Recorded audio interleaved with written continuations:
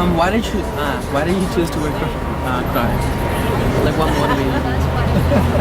Again, you want to take this?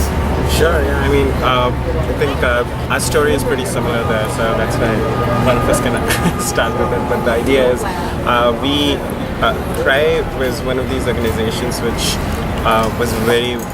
It's actually the largest non-profit organization back in India. So when we were in our high school, like you guys, we used to sell greeting cards for the organization. So that's how we were like pretty familiar with the organization. And then when we came here to the United States in 2005, we started feeling that we could probably do a little bit more now that we have completed our undergrad. So we could probably do more from like building awareness, building funds, like she's talking about.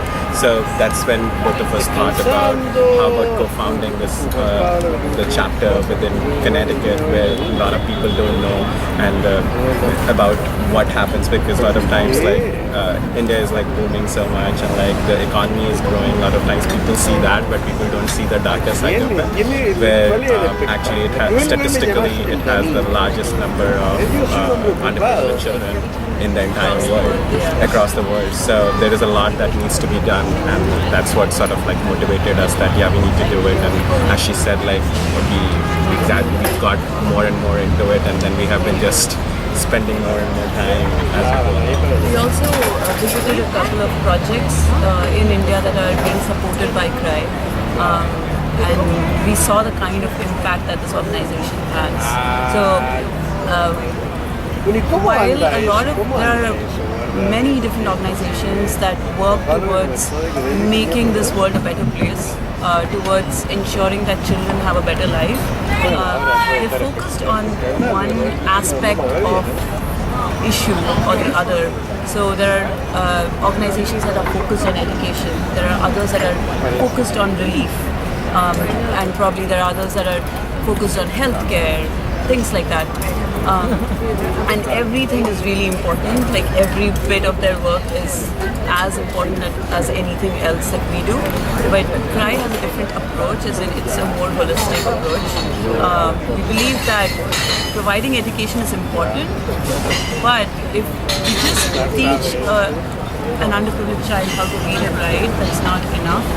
As in, they still wouldn't have money, so they would go back into child labor, they would still go back to the kind of work that their parents were doing and still remain underprivileged. So what CRY does is holistically tries to make societies improve, as in it works with the parents of underprivileged children, like the underprivileged societies, gives them vocational training. Sorry.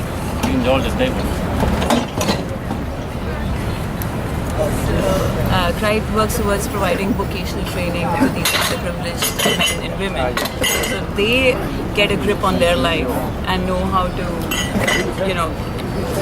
move on from, probably a survival mode to the saving mode. So they start saving money and they realize the importance of education because they are being educated, and then help their children to then go to school. And it's more holistic in that way.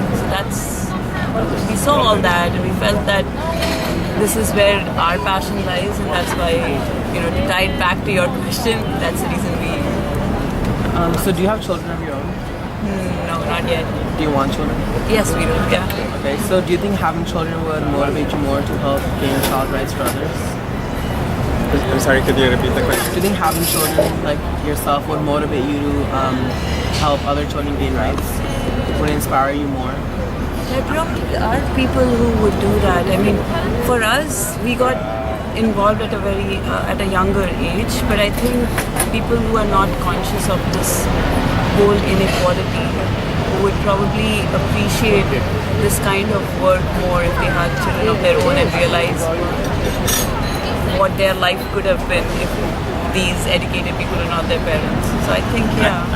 Actually, I have an additional point of view there. So having children is one way that you can probably relate to what other children are going through. But being children yourself also sort of helps you in relating to what other children are probably doing. In fact, very interestingly, one of the chapters actually conducted a painting competition in which they wanted them to think about this children's issue in the rest of the world and what they feel they have today being in a privileged life versus what others may not have. And there was such motivating paintings where people like demarcated very clearly one having a lot of, I can give you an example, one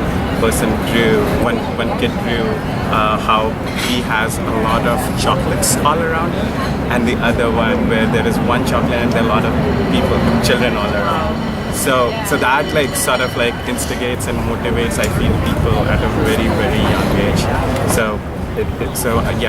In a sense, like just tying back to what Sushmita was saying, I think people can get inspired by this kind of work that Cry is doing and what other organizations are doing in the related field very easily in one way or the other.